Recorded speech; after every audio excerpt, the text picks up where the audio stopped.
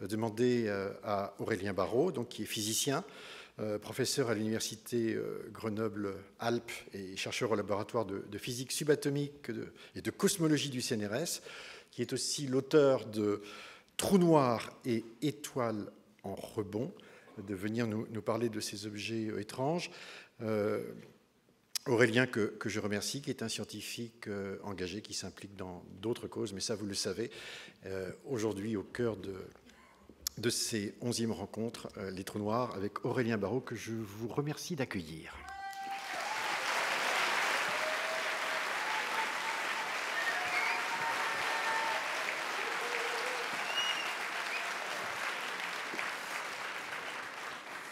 Mes amis sont fous, mais je les aime pour ça. Merci beaucoup de votre invitation. Nous allons donc voyager un petit peu en présence et en compagnie des Trous noirs. Mais je voudrais d'abord qu'on voyage en compagnie d'un autre ami. Je pense à Jean Genet et à son poème « Monde, le condamné à mort », qui s'achève presque par ces mots. « Pardonnez-moi, mon Dieu, parce que j'ai péché. Les larmes de ma voix, ma fièvre, ma souffrance, le mal, de m'envoler du beau pays de France. N'est-ce assez, mon Seigneur, pour aller me coucher, trébuchant d'espérance? Dans vos bras embaumés, dans vos châteaux de neige, Seigneur des lieux obscurs, je sais encore prier. C'est moi, mon Père, un jour qui me suis écrié gloire au plus haut du ciel, au Dieu qui me protège, Hermès, au tendre pied. Je demande à la mort la paix, les longs sommeils, les chants des séraphins, leurs parfums, leurs guirlandes, les angelots de laine en chaude houppelande, et j'espère des nuits sans lune, ni soleil, sur d'immobiles landes.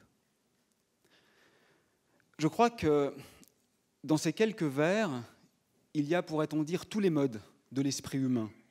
Il y a cette érotique extatique qui est propre à l'écriture genessienne, et puis il y a aussi cette mélancolie, ce désespoir latent qui prend chez lui la forme d'une hantise de la déréliction et d'une sorte de fascination pour la trahison.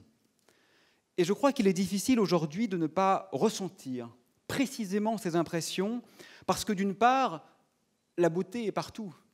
Elle fait épiphanie, pourrait-on dire, dans chaque instance, chaque bribe de réel. Mais en contrepoint, la catastrophe est immense.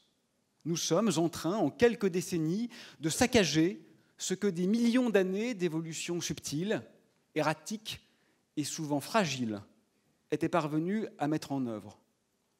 Nous sommes la cause et la conséquence d'une catastrophe littéralement sans précédent dans l'histoire de l'humanité, et probablement dans l'histoire de la Terre.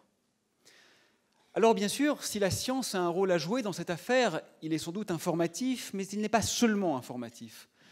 Et je crois que l'astrophysique n'est pas là pour nous rappeler ce qu'on sait déjà trop bien, la place dérisoire de l'homme dans l'univers, oui, bien sûr. Mais je crois qu'au contraire, ce qu'elle nous montre aujourd'hui, c'est peut-être qu'il faut réinventer une porosité, réinventer une continuité, c'est retrouver finalement cette évidence que nous avons perdue. Nous faisons partie du monde. C'est peut-être déconstruire, vous savez, ces vieilles oppositions binaires de la métaphysique traditionnelle, présence, absence, corps, âme, humain, animal, nature, culture. Et de ce point de vue, je crois en effet que les trous noirs peuvent jouer un rôle particulier parce qu'ils sont en quelque sorte des astres paroxystiques. Les trous noirs sont ceux qui vont pousser nos théories dans leur retranchement. Ils sont ceux qui vont nous obliger à faire face aux linéaments de notre savoir et donc vraisemblablement à inventer des passes ou des sentes inédites. Alors, ce qui me semble assez remarquable, c'est que les trous noirs, suivant la manière dont on les scrute, suivant la subtilité ou non avec laquelle on les interroge, ils vont présenter des visages, des aspects extrêmement différents. Et donc, ils vont nous obliger à cheminer en profondeur, en longueur et avec opiniâtreté. Et ce qui est remarquable, c'est qu'on n'a pas même besoin, contrairement à ce qui est parfois supposé, de la relativité, de la grande théorie d'Einstein pour les comprendre. L'essentiel des propriétés des trous noirs, on peut l'appréhender avec la physique de base, celle qu'on a appris au lycée, avec la physique de Newton. Si je prends un objet et que je le lance, il monte et il redescend. Si je le lance plus vite, il monte plus haut et il redescend. Mais si je le lance beaucoup plus vite, vient un moment où il ne redescendra plus. Cette vitesse limite, au-delà de laquelle un objet va s'échapper de la gravitation terrestre, et s'échapper pour toujours, pourrait-on dire, jusque dans l'espace interstellaire, on la nomme vitesse de libération. La vitesse de libération est celle au-delà de laquelle il n'y a plus de retour vers l'objet à partir duquel nous sommes émis. À la surface de la Terre, elle vaut environ 11 km par seconde. C'est une valeur élevée, et c'est pourquoi, avec mon bras, je ne serais pas capable d'envoyer ces clés dans l'espace, mais en principe, on peut la dépasser. Mais imaginez maintenant qu'une main de géant vienne comprimer la Terre. Donc sa masse reste la même, mais sa taille diminue. Donc, évidemment, le champ gravitationnel à la surface de la Terre va augmenter, n'est-ce pas? Puisqu'on sera plus près du centre, pourrait-on dire. Autrement dit, il sera plus dur de s'échapper. Autrement dit, la vitesse de libération qu'il faut pour s'extraire du champ de gravité va donc augmenter. Et si on imagine qu'on continue de comprimer la Terre, il est aisé de découvrir qu'au bout d'un moment, la vitesse nécessaire pour s'extraire, la vitesse de libération, deviendra plus grande que la vitesse de la lumière. Donc, même la lumière ne pourra plus s'extraire. Or, rien ne peut aller plus vite que la lumière. Donc, plus rien ne pourra s'extraire. Nous venons d'inventer les trous noirs. Les trous noirs sont simplement des astres qui sont suffisamment denses pour que la vitesse permettant de s'extraire de leur champ de gravité soit plus grande que la vitesse de la lumière. Et c'est exactement ainsi que John Michell, astronome amateur anglais, et Pierre-Simon de Laplace, grand scientifique français, ont conceptualisé les trous noirs, non pas il y a 20 ans, mais au XVIIIe siècle. Alors, ces trous noirs, ils sont des possibilités conceptuelles, ils sont des cohérences mathématiques. Mais existent-ils pour autant dans le monde réel? Est-ce qu'on les voit? Non, non, on ne les voit pas. On ne les voit pas parce qu'ils sont sombres et qu'ils sont petits. Mais, vous savez, il faut peut-être se départir de ce primat que l'on confère usuellement à la vision. Avez-vous déjà vu l'amour, la haine, le ressentiment, un quark, un champ magnétique? Pourtant, tous ces objets, à n'en pas douter, existent. En physique, on peut comprendre, on peut connaître et on peut savoir sans avoir besoin de recourir à la vision. Finalement, exister, vous savez, étymologiquement, c'est le contraire d'insister. Exister, ça veut dire avoir un effet sur son environnement. Et en ce sens, oui, évidemment, les trous noirs existent. Ils sont la phase ultime de l'évolution des étoiles massives lorsque le combustible est épuisé et que la pression ne peut plus contrebalancer la force d'attraction. Alors la gravité reprend ses droits, l'implosion a lieu et le trou noir apparaît. Comment sait-on qu'il apparaît? Parce qu'on voit ses conséquences.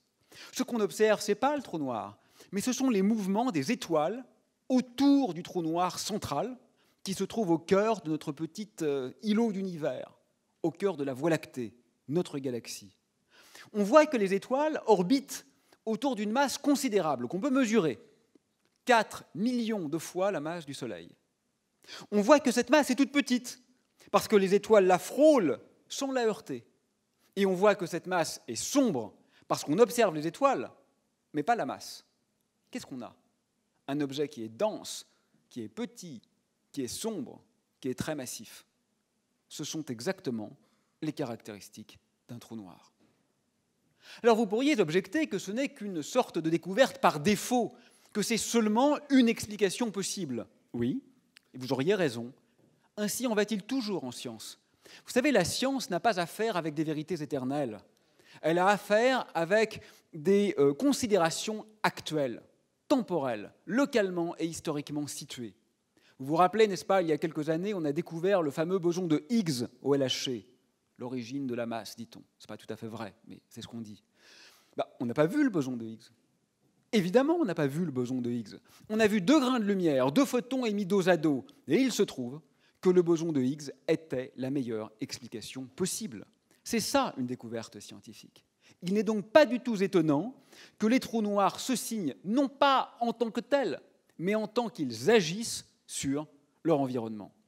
D'ailleurs, il y a quelques jours, avant-hier, le grand télescope européen austral, le VLT, par son réseau interférométrique, a pu observer des mouvements de points brillants extraordinairement proches du cœur du trou noir, et il n'y a pas d'autre mécanisme qui permette d'expliquer ce qui est observé.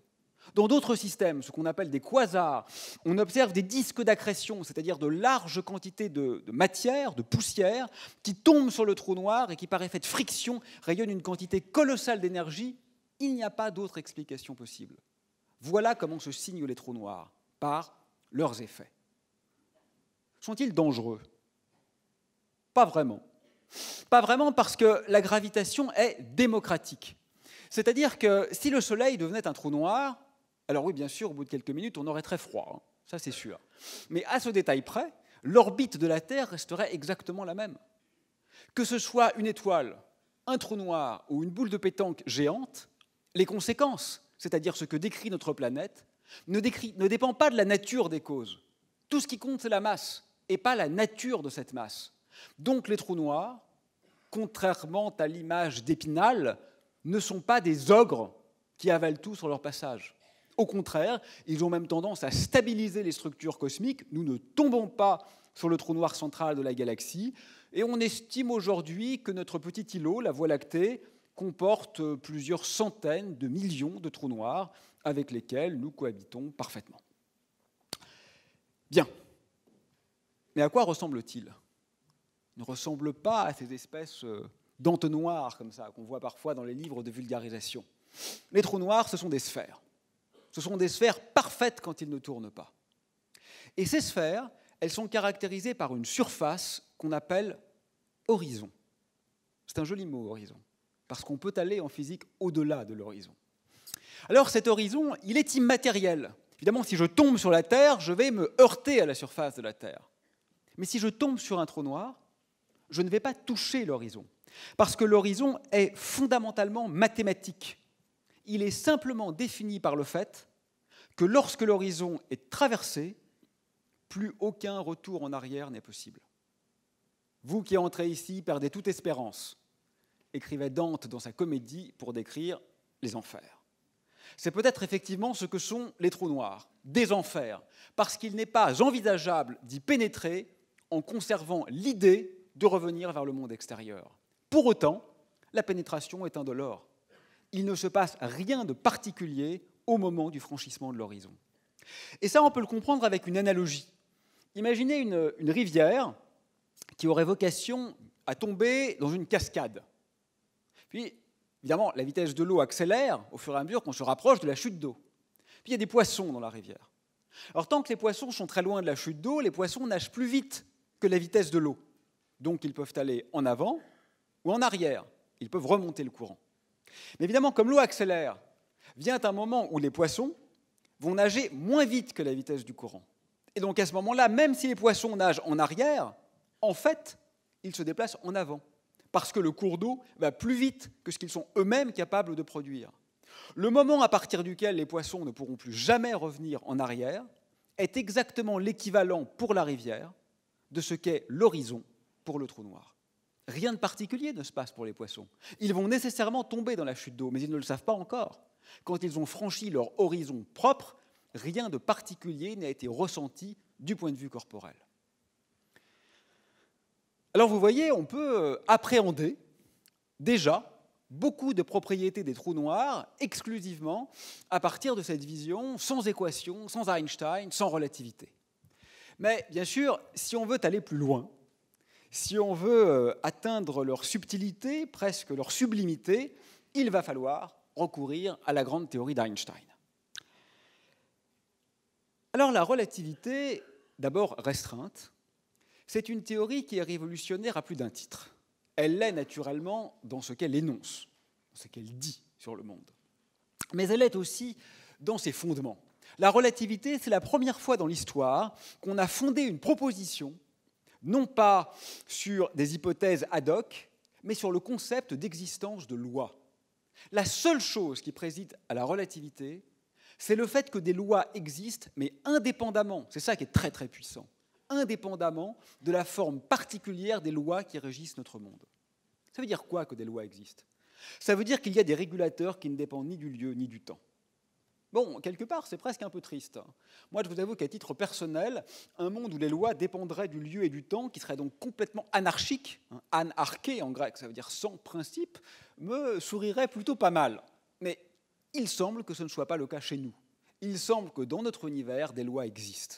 Et la simple existence de ces lois, quelles qu'elles soient, implique essentiellement trois choses. D'abord, l'existence d'une vitesse limite, absolue, indépassable. Cette vitesse, on l'assimile usuellement à la vitesse de la lumière. Mais ce n'est pas fondamentalement la vitesse de la lumière. Même dans un monde sans lumière, il y aurait quand même une vitesse indépassable. En fait, cette vitesse, il faudrait l'appeler la constante de structure de l'espace-temps, parce que son existence provient non pas de notre incapacité à nous mouvoir plus vite, mais provient de la nature même de l'espace et du temps. La deuxième conséquence fondamentale de la relativité, c'est finalement que la distinction qu'on opère entre l'espace et le temps est arbitraire et même injuste. En fait, seul l'espace-temps existe, ce mélange subtil d'espace et de temps qui ne valent que l'un avec l'autre. Vous voyez un cylindre. Si vous le regardez par au-dessus, vous voyez un cercle. Si vous le regardez par le côté, vous voyez un rectangle. Mais en réalité, c'est ni un rectangle, ni un disque. En réalité, c'est un cylindre. C'est un peu ça, l'espace-temps. Suivant la manière de voir, on peut distinguer de l'espace ou distinguer du temps. Mais en réalité, c'est toujours un mélange de l'un et de l'autre. Tic, tac. On pourrait dire qu'il y a eu à peu près 1 mètre et 1 seconde entre ces deux petits événements. Mais un autre observateur en mouvement pourrait dire non, pas du tout. Il n'y a pas eu 1 mètre et 1 seconde. Il y a eu 1 centimètre et 100 secondes entre les deux mêmes événements. Et un autre dira non, pas du tout. Il y a eu 1 millimètre et 1000 secondes. Qui a raison? Ils ont tous raison dans leur référentiel propre. Ils ont troqué en quelque sorte de l'espace pour du temps. Et ça, ce que ça signifie de façon très claire, c'est que le temps peut se dilater et donc que les voyages dans le temps sont possibles. Du simple fait là que je me déplace par rapport à vous, ça y est, ma montre est légèrement désynchronisée par rapport à la vôtre. J'ai un tout petit peu moins vieilli que vous. Alors, pour être un peu caricatural, ça, ce que ça signifie, c'est qu'on pourrait parfaitement voir apparaître aujourd'hui dans cet amphithéâtre un pharaon égyptien. Ça ne violerait aucune loi de la physique. Parce que s'ils avaient eu la technologie pour se déplacer suffisamment rapidement, il se serait écoulé 3 minutes pour lui, donc il aurait essentiellement toujours le même âge, et 3 millénaires pour nous. Et il n'y a pas de question combien de temps s'est-il écoulé en réalité. Il s'est en réalité écoulé 3 minutes pour lui et 3 millénaires pour nous, si tant est qu'il se soit déplacé suffisamment vite. Les voyages dans le futur sont possibles. Et c'est même très exactement ce qu'on fait tous les jours avec des particules élémentaires dans nos accélérateurs. Troisième conséquence de la relativité restreinte. E égale mc2. Ça, ce que ça signifie, c'est qu'on peut transmuer en quelque sorte une propriété, E, l'énergie, en une existence, m, la masse. C2, on s'en fiche, une constante dimensionnelle. Alors ça signifie quoi d'un point de vue intuitif? C'est quelque chose d'incroyablement révolutionnaire, en fait. Parce que ça veut dire qu'on va pouvoir, alors je vais presque employer du vocabulaire théologique, mais transsubstantier un avoir en être, un accidentel en essentiel, un acquis en inné. C'est un peu métaphoriquement comme si on pouvait utiliser l'élégance calligraphique d'un ouvrage pour créer un nouvel ouvrage sans détruire le premier, ce qui est totalement contre-intuitif. Alors en étant plus littéral maintenant, que se passe-t-il dans un accélérateur de particules? On n'est pas en train de casser des particules pour en faire des plus petites, pas du tout. On est en train d'utiliser le mouvement des particules incidentes pour créer de nouvelles particules, éventuellement sans détruire les premières. On crée de la masse à partir du mouvement. Ça, c'est un peu l'arrivée du transformisme, si vous voulez, dans le monde des particules élémentaires. De ce point de vue, Einstein serait un peu le Lamarck du côté de la physique théorique. Et puis enfin, la relativité restreinte a aussi des conséquences intéressantes en termes visuels.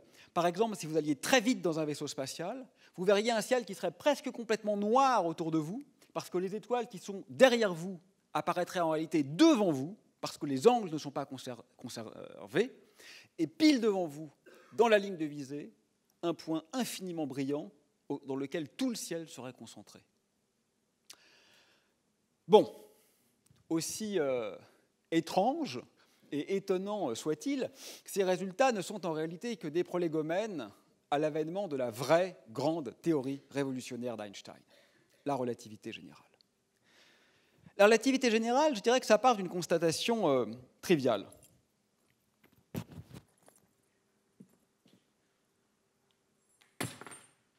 Voilà. Vous avez remarqué, mon portefeuille est au moins 10 fois plus lourd que mes clés. Et pourtant, les deux objets ont touché le sol exactement en même temps. Vous avez remarqué que la chute de l'objet lourd et la chute de l'objet léger étaient parfaitement indiscernables. C'est bizarre quand même. Pourquoi le plus lourd n'est-il pas tombé plus vite? C'est très étrange.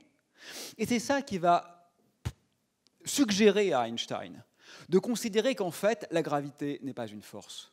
L'intérêt d'une force, c'est qu'elle dépend des caractéristiques de l'objet auquel elle s'applique. Mais là, ce n'est pas le cas. La gravité est parfaitement démocratique. Elle est la même pour tout le monde. Et c'est ce qui va conduire Einstein à supposer qu'en réalité, la gravité n'est pas une force, mais qu'elle est une modification de la courbure de l'espace. Parce que là, en effet, tout le monde subit la même courbure. Quand vous êtes dans un navire sur l'océan Pacifique, que ce soit une barque ou un galion, qu'il soit à voile ou à moteur, qu'il soit somptueux ou miteux, vous faites un cercle. Parce que de toute façon, vous ne pouvez pas éviter la courbure de la Terre. Ce que comprend Einstein, c'est que de la même manière, en réalité, la masse va tordre l'espace et que les trajectoires des corps ne sont rien d'autre que la représentation de la courbure propre de l'espace induite par la présence de matière. La matière distord et distend l'espace et en retour, l'espace distendu dicte à la matière ce que sont les trajectoires possibles. C'est ça, la grande révolution d'Einstein. Et ce que ça veut dire, de façon, je dirais, très philosophique, c'est qu'en réalité, l'espace et le temps ne sont plus immuables. Ils ne sont plus absolus. Il y a une perte d'absoluité. Tout devient relationnel. Vous voyez, la vision de Newton, qui était aussi celle de Kant, c'est un espace et un temps transcendantaux, c'est-à-dire a priori. Autrement dit, il y avait d'une part le contenant, l'espace et le temps, le cadre, et d'autre part le contenu, les objets, vous, moi, la lumière. Ce que comprend Einstein, c'est qu'en réalité, le contenant est aussi un contenu, ce qui revient à dire que le cadre fait partie de l'œuvre. Ce qui revient à dire que dans notre pièce de théâtre, le décor évolue au gré de la position des acteurs, ou peut-être que dans notre texte, la forme et le fond, ce que d'ailleurs les poètes et les grammairiens savent depuis toujours, s'évanouit sous l'analyse. Voilà ce que dit la relativité générale. Du point de vue cosmologique, c'est-à-dire du point de vue de la science de l'univers, la conséquence est immense. Vous savez, l'expansion de l'univers, ce n'est pas un mouvement des galaxies. Les galaxies s'éloignent sans bouger. Pourquoi? Parce qu'elles sont dans l'espace. Et c'est l'espace lui-même qui est en train d'enfler.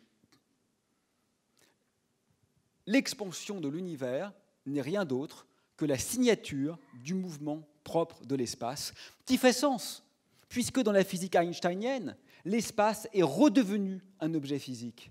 Nous sommes des vaguelettes sur un raz-de-marée. L'espace est un raz-de-marée, mais il est de même nature fondamentalement que ce qui s'y trouve. Bien. Et pour les trous noirs? Pour les trous noirs, ça va évidemment changer des choses. La première chose que ça change, c'est l'aspect d'un trou noir. Je dirais que la relativité générale va réenchanter la vision céleste au voisinage d'un trou noir. Un trou noir, ce n'est pas simplement un disque sombre qui masque le ciel d'arrière-plan. Non, c'est beaucoup plus beau que ça. Imaginez qu'on a un trou noir ici et une étoile là. Je vais d'abord voir l'étoile, effectivement, où elle est, parce que la lumière vient directement de l'étoile jusqu'à mon œil. Mais il y a aussi la lumière émise par l'étoile qui va par ici. Alors normalement, bien sûr, puisque cette lumière ne va pas jusqu'à ma rétine, je la perds. Mais en présence d'un trou noir, la lumière peut être défléchie par la courbure de l'espace et revenir vers moi. Et donc l'étoile qui est ici, je vais la voir une fois ici, et je vais la voir une seconde fois ici, parce que la lumière aura été recourbée par le trou noir vers mon œil. Je vais donc littéralement voir apparaître une image fantôme. Et en fait, la lumière peut même faire une infinité de fois le tour du trou noir. Je vais donc voir un chapelet infini d'images spectrales et sépulcrales, puisqu'il se pourrait en effet que déjà l'étoile n'existe plus. Autour du trou noir, je verrai apparaître une très élégante et très subtile sphère de lumière qui correspond aux trajectoires où les photons, les grains de lumière, sont en quelque sorte piégés et ne savent pas bien s'ils vont être éjectés vers l'extérieur ou s'ils vont tomber à l'intérieur de l'astre occlus. Au-delà de l'aspect visuel, la relativité va aussi permettre de comprendre les phénomènes au voisinage d'un trou noir. Imaginez que je lâche une pierre sur un trou noir. Que se passe-t-il? L'observateur qui serait voisin du trou noir, à l'extérieur bien sûr, parce que s'il est dedans, il ne pourra jamais nous raconter ce qu'il a vu. Donc l'observateur qui est proche du trou noir, juste à l'extérieur, stationnaire, va voir la pierre accélérer, comme il se doit, puisqu'elle se rapproche du trou noir, elle tombe dessus, et rentrer dans le trou noir, pile à la vitesse de la lumière. Bien. L'astronome, qui est distant, et qui regarde le même phénomène dans son télescope, que va-t-il voir? Il va d'abord voir la pierre accélérer, comme il se doit, et puis, curieusement, il va voir la pierre ralentir, la pierre grossir, la pierre noircir, et venir en quelque sorte s'incruster de façon diffuse et diaphane, comme une sorte de crêpe sombre à la surface du trou noir, et s'y arrêter. Qui a raison? Le premier observateur dit que la pierre rentre à la vitesse de la lumière. C'est la plus grande vitesse possible. Le second observateur, pour la même chose, dit que la pierre est à l'arrêt. Ça ne peut pas être davantage différent comme point de vue. Et comme vous l'avez compris, les deux analyses sont justes. C'est la théorie de la relativité. Dans les deux référentiels, il y a deux visions qui ne sont qu'apparemment antagonistes d'un même réel qui peut être décrit de façon tout à fait cohérente suivant les deux points de vue. Ce que la relativité montre aussi, c'est qu'on peut utiliser les trous noirs comme machine à voyager dans le temps. Et cette fois, sans même avoir besoin de recourir à des vitesses élevées. Il suffit de s'approcher très près de l'horizon d'un trou noir, évidemment sans rentrer dedans, d'attendre un petit peu et de revenir vers l'extérieur. Le champ gravitationnel est si intense qu'il va ralentir le temps.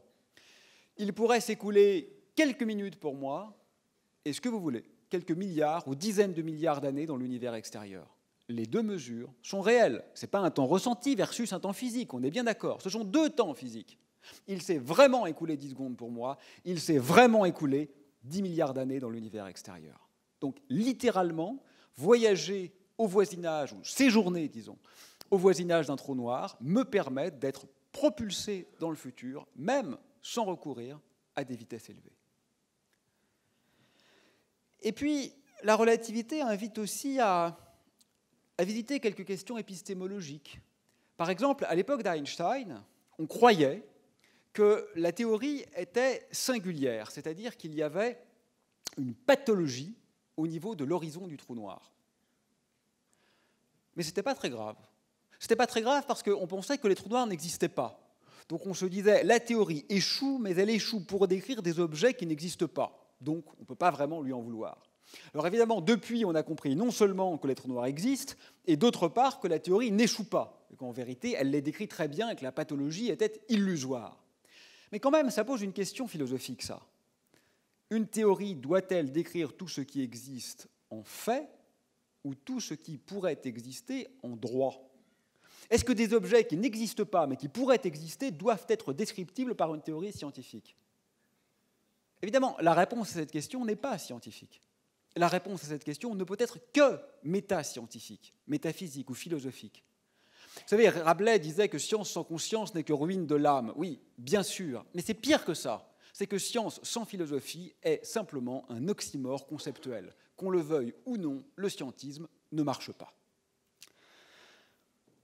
Alors, la relativité, elle nous permet d'aller plus loin encore, d'être plus audacieux et d'essayer d'entrer dans le trou noir. Est-ce que c'est dangereux? Oui et non. Le passage de l'horizon n'est pas trop dangereux parce que, comme on l'expliquait tout à l'heure, en fait, l'horizon n'est pas matériel.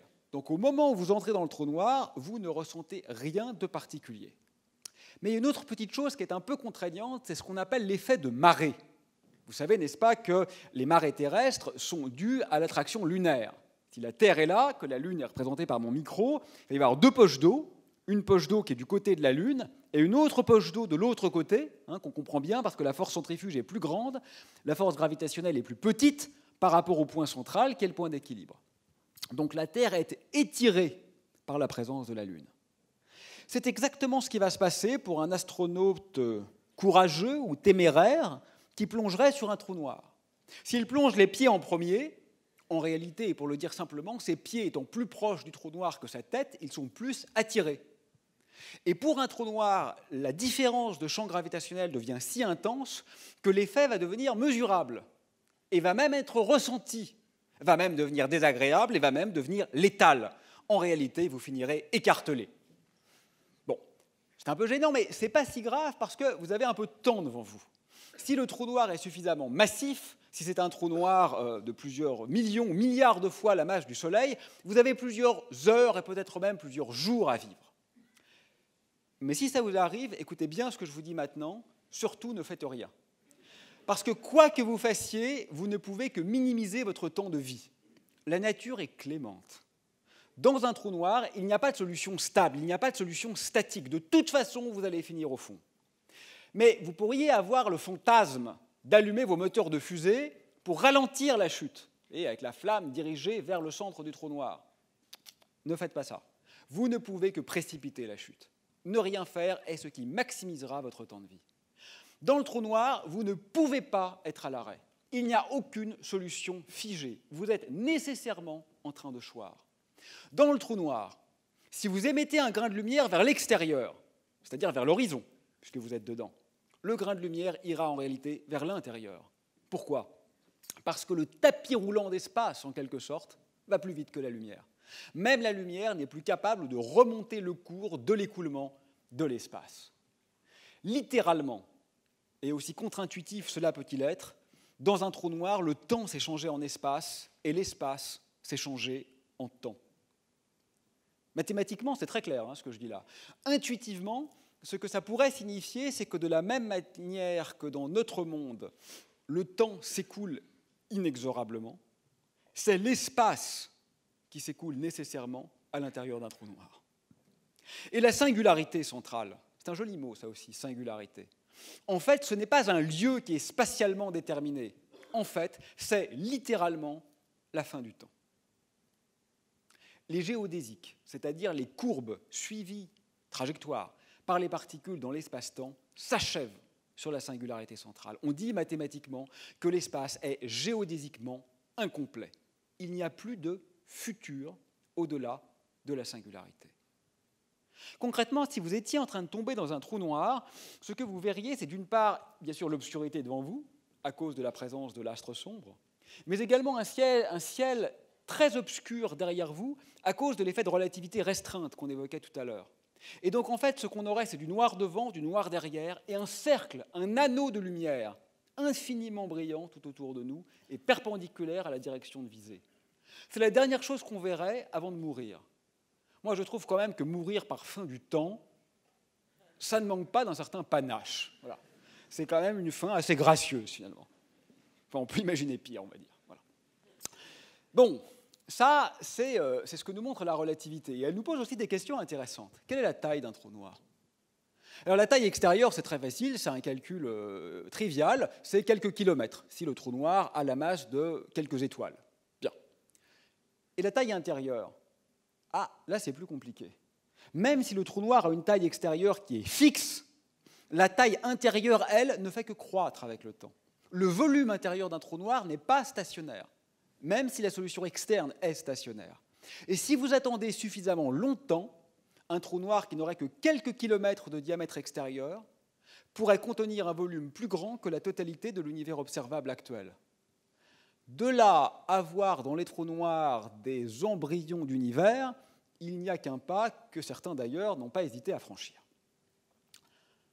Bon, ça, c'était le trou noir stable, stationnaire, dit de Schwarzschild. Ce n'est pas cela les vrais. Ceux qui existent dans la nature, c'est des trous noirs beaucoup plus intéressants que ce que je viens de vous raconter. On les appelle les trous noirs de Kerr, de Roy Kerr, le nom du physicien qui a décrit leur géométrie spatio-temporelle. Ces trous noirs de Kerr sont en rotation. Pourquoi tournent-ils ? Tout simplement parce que les étoiles qui les ont créés tournaient. Pourquoi les étoiles tournaient ? Pourquoi pas ? Parmi toutes les vitesses possibles, la vitesse 0 est extrêmement improbable. Donc si je prends une vitesse au hasard, bien sûr, les étoiles tournent, donc les trous noirs tournent. Et ça, c'est génial parce que la différence induite par cette rotation n'est pas que quantitative, elle est aussi qualitative. Ça change véritablement quelque chose. D'abord, ça change quelque chose parce qu'il y a une petite zone à l'extérieur du trou noir qu'on appelle l'ergosphère. Cette zone, elle a ceci d'intéressant que l'espace est tellement entraîné par la rotation du trou noir qu'on ne peut pas y échapper. Même si vous avez une énergie arbitrairement grande à disposition, vous ne pouvez pas contrer la rotation de l'espace. Vous voyez, c'est un peu angoissant parce qu'il y a déjà quelque chose d'inexorable qui se déploie alors même que nous sommes encore à l'extérieur du trou noir. Bon. Mais au-delà de cette étrangeté, ce qui est fascinant, c'est la structure interne du trou noir en rotation. Alors en physique mathématique, on utilise un outil qu'on appelle le diagramme de Penrose. Le diagramme de Penrose, c'est simplement une manière de représenter, par une transformation conforme, sur un bout de papier, sur un croquis de taille finie, le comportement d'un espace de taille infinie. Et l'intérêt de ce diagramme, c'est qu'il permet de montrer quelles sont les zones de l'espace qui sont atteignables et celles qui ne le sont pas. On appelle ça la structure causale. Pour un trou noir de Schwarzschild, celui dont j'ai parlé jusqu'à maintenant, c'est très simple, je peux ou non franchir l'horizon. Vous êtes d'accord, parce que là, par exemple, il y a des trous noirs dans la galaxie, je ne suis pas obligé de tomber dedans, je peux rester à l'extérieur. Si je vais à l'intérieur, en revanche, je ne peux pas ressortir et je termine nécessairement sur la singularité centrale. Ça se voit tout de suite sur ce diagramme. Alors, on peut faire le même jeu pour les trous noirs en rotation, pour les trous noirs de Kerr. Et là, c'est assez vertigineux. Parce que le diagramme de Penrose d'un trou noir de Kerr fait apparaître non pas un, mais une infinité d'autres univers, avec des gravités répulsives et attractives. Et ce qui est très intéressant, c'est que ces autres univers sont en principe atteignables. Parce que la singularité dans un trou noir de Kerr, ce n'est plus un point, c'est un anneau. Et un anneau, a priori, on peut plonger dedans. Pour être honnête, personne ne sait aujourd'hui si ces univers multiples du trou noir de Kerr sont réels ou ne sont que des artefacts mathématiques, ce qui est tout à fait possible. Il n'en demeure pas moins qu'on peut quand même être tenté d'y déceler une sorte d'idée ou d'image de ce qu'on nomme un multivers. Multivers, c'est un néologisme qu'on a inventé pour référer à une possible multiplicité de mondes. Ce n'est pas une idée nouvelle. On la trouve en Grèce ancienne, avec Anaximandre, chez les atomistes, avec Démocrite, Épicure, qui écrivent cosmoi. Cosmoi, c'est le pluriel de cosmos, donc univers au pluriel. Alors bien sûr, au Moyen-Âge, tout ça se calme, l'unicité du monde découle de l'unicité de Dieu, et à la Renaissance, on voit à nouveau apparaître ces idées subversives, en particulier avec Nicolas de Cuse et sa docte ignorance, avec le génial et très insolent Giordano Bruno, « Persévère, cher Philothéo, fais leur savoir comme les mondes sont en nombre infini », écrivait-il. Et chez son frère de cœur français, François Rabelais, alors Rabelais c'est autre chose, lui il n'est pas dans le langage vernaculaire de la philosophie, Rabelais il est dans le magique, dans le merveilleux, dans le miraculeux, il est dans l'auto-exégèse de sa propre narration. Mais lui aussi, en référant à Pétron et à propos de l'abbaye de Thélème, il parle de ces mondes multiples. On retrouve l'idée à l'âge classique avec Leibniz, monde virtuel, mais à défaut d'être actuels, ils n'en sont pas moins réels. Au XVIIIe siècle, avec Fontenelle et son entretien sur la pluralité des mondes, là c'est plutôt la conversation amoureuse, le langage galant, la séduction. Et puis, en philosophie contemporaine, avec Goodman et Lewis, pour répondre à des questions très techniques de philosophie du langage. La nouveauté, c'est que cette idée de plurivers ou de multivers fait maintenant effraction en physique, comme une conséquence parfois probable, parfois presque inévitable, de certaines de nos théories, parfois spéculatives, parfois bien établies. Moi, je crois qu'il faut y voir une nouvelle blessure narcissique. Après Copernic, Darwin, Freud, c'est notre univers lui-même qui serait en quelque sorte déchu de son piédestal et réinterprété comme un îlot dérisoire et contingent dans ce vaste plurivers. Pourquoi les lois de la physique semblent-elles si bien adaptées à la complexité? Peut-être parce que nous avons eu beaucoup de chance. Peut-être parce que l'orientation de l'univers voulait que nous existions. Ça, c'est la vision théologique et téléologique. Ou peut-être, plus simplement, parce qu'il y a beaucoup d'univers, avec des lois différentes, et en tant que structure complexe, nous habitons évidemment dans un des mondes qui est compatible avec notre propre existence. Dans cette architecture du plurivers, aujourd'hui, très clairement, les trous noirs jouent un rôle. Le dernier point remarquable des trous noirs en rotation, les trous noirs de Kerr, c'est qu'on peut a priori extraire, récupérer leur énergie de rotation. Penrose, toujours lui, a compris qu'en envoyant de façon appropriée de la matière dans l'ergosphère, vous savez, cette mince couche comme ça, autour des trous noirs en rotation, il est possible de récupérer les objets lancés avec une énergie plus grande que celle à laquelle on les a fait tomber. Alors évidemment, l'énergie ne vient pas de l'intérieur du trou noir, ça c'est pas possible. On ne peut pas récupérer ce qui est dans le trou noir. Mais l'énergie vient de l'effet toupie du trou noir en ralentissant le trou noir. C'est d'ailleurs l'enjeu du film High Life de Claire Denis qui sort mercredi en salle. Alors, ce n'est pas du tout un film de science-fiction au sens usuel du terme. Hein. Ce n'est pas sur les trous noirs. C'est plutôt sur les tabous hors des contraintes sociétales, sur le huis clos, sur les fluides corporels. Mais toujours est-il que l'intrigue repose sur la capacité à vérifier cet effet Penrose. Et cet effet Penrose, il serait, alors là, parfaitement écologique parce qu'on aura une source presque infinie d'énergie. Et en plus, on aurait quelque part pour effectivement se débarrasser de nos déchets sans la moindre influence environnementale. Toujours est-il que dans le vrai monde, nous ne sommes pas au voisinage d'un trou noir de Kerr, et donc notre salut, si salut il y a, ne viendra pas du miracle technologique, mais du sursaut éthique, s'il a lieu. Bon, on peut aller encore plus loin. Pour aller encore plus loin, il faut recourir à l'autre grande physique du XXe siècle. Je vous ai parlé de relativité. Vous savez qu'au XXe siècle, nous avons aussi inventé ou découvert la mécanique quantique. La mécanique quantique, c'est ce qui décrit le monde de l'infiniment petit, c'est ce qui décrit les atomes, les molécules, les particules élémentaires, c'est ce qui décrit ce qui advient à l'échelle subatomique. La mécanique quantique montre qu'à petite échelle, quand on regarde bien, tout devient discret, discontinu, comme si le travail d'ourdissage du réel se révélait.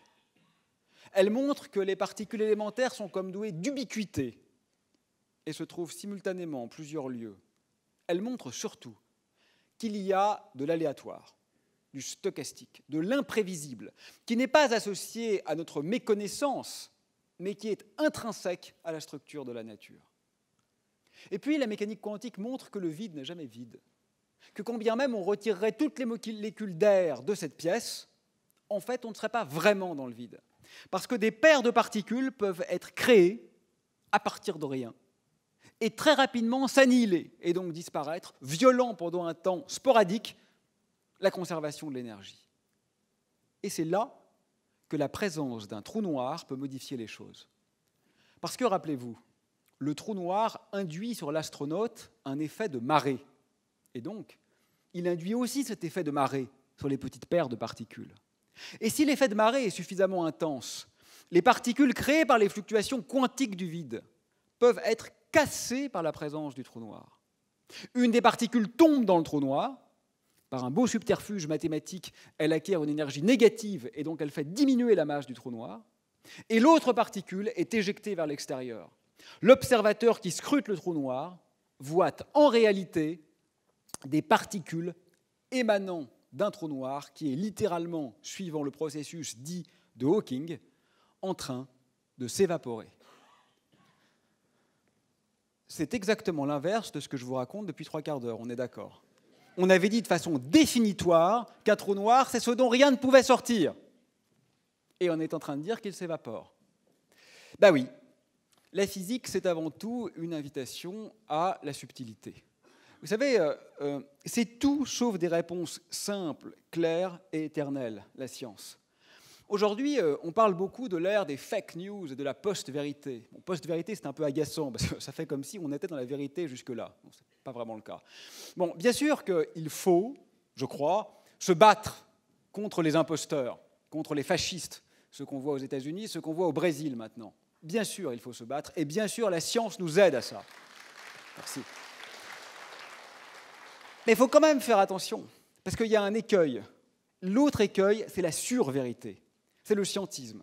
C'est de faire comme si on ne pouvait même plus réfléchir aux conditions de production de la vérité. Parce que ça, c'est un autre obscurantisme qui nous guette également. Et donc, quand on nous enjoint à être soit radical, soit nuancé, je crois que la seule réponse, c'est d'être radicalement nuancé. Et c'est exactement ce qu'il faut faire pour comprendre les trous noirs. Parce qu'en effet, les gros trous noirs, ceux qui viennent des étoiles, ne s'évaporent pas. Et tout ce qu'on a dit jusqu'à maintenant est correct. Mais les petits trous noirs, qui pourraient avoir été formés juste après le Big Bang, quand l'univers était très dense, ceux-là, en effet, pourraient rayonner de l'énergie de façon explosive, parce qu'à la différence d'un bout de métal qui, lorsqu'il rayonne de l'énergie, se refroidit, les trous noirs, eux, se réchauffent en rayonnant.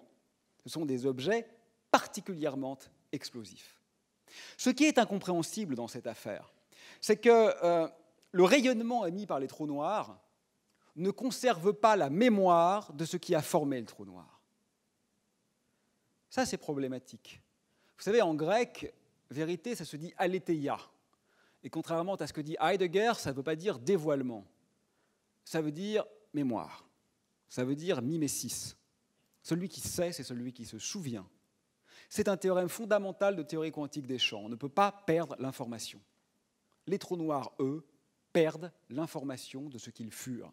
Ça, c'est un paradoxe majeur auquel personne n'a de solution convaincante à ce stade. Alors, je dirais qu'aujourd'hui, les regards se tournent bien sûr vers l'observation. Et peut-être même la création, d'ailleurs, des trous noirs. Peut-être avez-vous entendu parler de cette idée que nos accélérateurs de particules pourraient produire des trous noirs. Bon, c'était des idées un peu farfelues parce qu'elles reposaient sur des théories spéculatives, mais ce n'était pas tout à fait impossible. Hélas, ça n'a pas eu lieu. Je dis bien hélas parce que contrairement à une certaine créance, il n'aurait pas été dangereux. La Terre n'aurait pas été engloutie par les petits trous noirs que nous aurions créés à Genève, au CERN. Ces petits trous noirs se seraient évaporés par effet Hawking. Et même si vous doutez de l'évaporation, n'ayez pas peur, parce que de toute façon, ce qu'on fait dans l'accélérateur, la nature le fait déjà. Il y a des particules cosmiques qui viennent taper sur l'atmosphère de la Terre, et donc si des trous noirs dangereux devaient être créés, nous serions de toute façon déjà morts. Donc la Terre va mal, mais ce n'est pas à cause des trous noirs, c'est à cause de nous. Alors, à défaut de les créer, on peut les observer. Et là, je dirais qu'il y a quelques années, s'est déroulé un événement très émouvant, puisque nous avons, pour la première fois depuis très longtemps, été dotés d'un nouveau sens. Après l'odorat, la vue, le toucher, etc., nous sommes devenus, grâce à nos instruments, sensibles aux ondes gravitationnelles. C'est très beau. La lumière émise par les spots ici, c'est une onde qui se déplace dans l'espace. Les ondes gravitationnelles, ce ne sont pas des ondes qui se meuvent dans l'espace, ce sont des ondes d'espace. C'est l'espace lui-même qui se met à vibrer.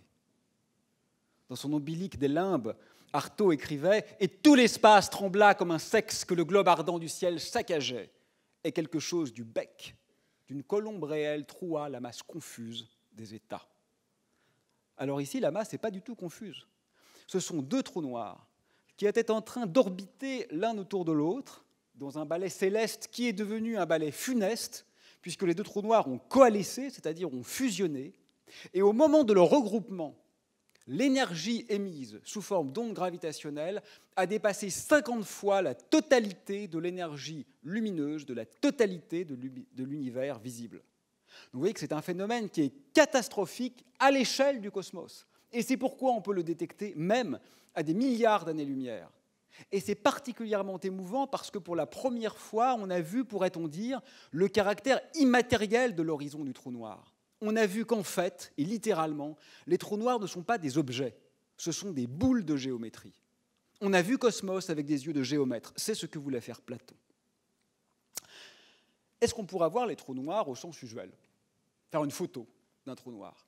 Vraisemblablement, oui, parce que si on calcule la taille qu'il faudrait conférer à un radiotélescope pour qu'il voie le trou noir au centre de notre galaxie, on trouve que la taille serait de l'ordre de la taille de la Terre. Alors ça semble impossible, mais ce qu'on peut faire, à défaut de construire un radiotélescope géant, c'est de faire fonctionner en réseau, ce qu'on appelle un interféromètre, un grand nombre de petits radiotélescopes pour simuler un très grand radiotélescope. C'est exactement ce qui est en train d'être entrepris, et d'ici quelques années, on devrait obtenir les premières photographies du trou noir central de notre Voie lactée. Alors, je dirais en conclusion que maintenant, l'avenir des trous noirs, c'est vraisemblablement la gravitation quantique. Vous savez, les physiciens sont un peu schizophrènes, parce que pour décrire l'infiniment grand, ils ont la relativité, la théorie de l'espace-temps, la théorie de la gravité, la théorie d'Einstein. Et pour décrire l'infiniment petit, ils ont la physique quantique. Et ces deux théories sont très difficiles à regrouper. Alors d'habitude, on parle de la beauté et du désir d'unification. Je ne suis pas d'accord, moi, avec cet argument. Moi, j'aime bien un monde qui n'est pas unifié, qui est diversifié, diapré, foisonnant, bigarré, polychrome, polymorphe. Il faut plus d'un rêve pour toucher la vérité, disait Pasolini. Soit. Ce n'est pas ça le problème. Le problème, ce n'est pas la diversité. Elle est très belle, la diversité. Le problème, c'est la cohérence. C'est que quand on décrit le cœur des trous noirs ou quand on décrit l'origine de l'univers, on a besoin des deux théories en même temps, la théorie d'Einstein et la théorie quantique. Or, ces deux théories sont mutuellement exclusives. La théorie d'Einstein, elle est géométrique. La théorie quantique, elle n'est pas géométrisable à cause du principe d'incertitude. La théorie quantique, elle recourt à un temps usuel, si vous voulez, un paramètre extérieur, qui n'a rien à voir avec l'espace. Alors que la théorie géométrique gravitationnelle nous dit que le temps et l'espace, c'est la même chose. Vous sentez qu'il y a une tension presque indépassable entre les deux théories. Alors, comment tenter de dépasser cet indépassable? Il y a quelques pistes. La plus connue, la plus développée, c'est la théorie des cordes. La théorie des cordes, c'est une très belle cohérence mathématique qui permet d'unifier toutes les particules et toutes les interactions comme résultant de différents modes de vibration d'une classe unique de cordes fondamentales. Vous voyez, un peu comme la corde d'un violon qui, suivant la position des doigts sur le manche, peut générer toutes les notes de la gamme chromatique et peut même le faire de façon juste. Ça, c'est très élégant, c'est possible, mais c'est très lourd aussi en hypothèses supplémentaires. Il faut par exemple considérer qu'on vit dans un espace à 9 ou 10 dimensions, ce qui n'est pas exactement en accord avec notre perception usuelle. Mais ça permet de répondre à un certain nombre de questions sur les trous noirs, et en particulier un paradoxe qui est vraisemblablement l'un des plus importants de la physique actuelle. Comment comprendre, d'une part, que les trous noirs sont les objets les plus simples de l'univers? La relativité nous dit qu'un trou noir il est décrit par deux paramètres, sa masse et sa vitesse de rotation. Les trous noirs sont plus simples que les particules élémentaires. Mais en particulier et en parallèle, la science de la chaleur, la thermodynamique, nous apprend qu'ils sont aussi les plus complexes. Comment réconcilier ces deux visions? Peut-être, nous dit la théorie des cordes, parce qu'en réalité, les trous noirs sont des gaz de structures filiformes vibrantes et de membranes. Mais il y a des théories alternatives en sciences spéculatives. Par exemple, la gravitation quantique à boucle. Celle-ci nous invite à réinterpréter l'espace comme étant constitué de petits atomes, atomes d'espace, atomes de géométrie, atomes immatériels, de même que la matière est elle aussi constituée d'atomes, cette fois-ci massifs. Eh bien, en gravité quantique à boucle, c'est toute l'image de l'univers qui est infléchie. Il n'y aurait plus de Big Bang, il y aura une phase de contraction du cosmos, suivie par une phase d'expansion dans laquelle nous nous trouvons actuellement. Si on applique cette vision aux trous noirs, eux aussi se mettent à rebondir, et la solution en contraction est collée par une sorte d'effet tunnel quantique à une solution en expansion, ce qu'on nomme un trou blanc. Et pourtant, on ne les voit pas, ces trous blancs qui sont le contraire des trous noirs. Oui, mais ce n'est pas grave qu'on ne les voit pas, parce que le temps de rebond du trou noir en trou blanc, il est très bref, mesuré par l'objet lui-même, quelques microsecondes ou millisecondes, mais mesuré de l'extérieur, grâce à la relativité. Il peut prendre des milliards de fois l'âge de l'univers. Et donc là encore, c'est la théorie de la relativité qui vient éventuellement réconcilier l'étrangeté observée, ou plus exactement conceptualisée, avec l'expérience menée. Bon, il va être l'heure. J'avais ouvert cette balade avec Genet, alors évidemment, je vais la refermer avec lui et ses étoiles bourgeonnantes. Le ciel peut s'éveiller et les étoiles fleurir. Ni les fleurs soupirer et des prés l'herbe noire, accueillir la rosée où le matin va boire, le clocher peut sonner, moi seul, je vais mourir. Oh viens mon ciel de rose, ô ma corbeille blonde, visite dans sa nuit ô condamné à mort, arrache-toi la chair, tue, escalade mort, mais viens, pose ta joue contre ma tête ronde. Merci.